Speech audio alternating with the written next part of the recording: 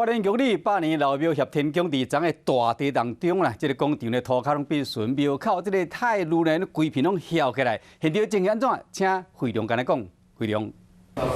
好的，主播观众来带您关心地震的最新情形。那么现在记者所在的位置呢，就是在花莲县的玉里镇的某一间关帝庙这边。我们看到说现场啊，因为受到地震的影响，他们这边都已经拉起了封锁线。那么在封锁线的正前方呢，也有出现了一条的断层，它是一路直接断到了庙的门口哦。那么它目测宽度大概有在10到15公分左右这么的宽。那么其实庙方也害怕说这个断层还有这个地层有凹凸不平的情形会对信众造成危险，因此呢，也在这边贴出一张公告，要提醒来参拜的民众呢，要注意小心阶梯有毁损的这个部分，因为他们表示说，其实在前天是前震的情形，这边还没有这么的严重，但从昨天主震之后呢，现场才变得这么的严重，因为我们看到说，其实不止侧边有拉起封锁线，在庙的正前方也都有拉起了封锁线，尤其是在阶梯的部分，也因为板块的运动造成了阶梯是整个隆起，水泥也直接外露的这个情况发生哦，可以说是相当的危险。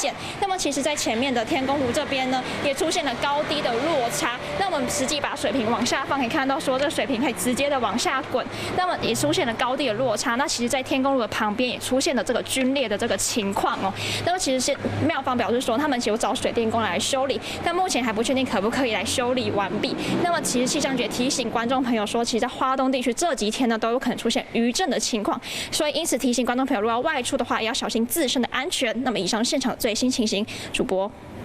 Hello， 大家好，我是乃瑜，要教给大家2个任务。第一个，华视新闻的脸书专页，你按赞了吗？还有华视新闻的 YouTube 频道，赶紧订阅起来，还要记得按赞，开启小铃铛哦。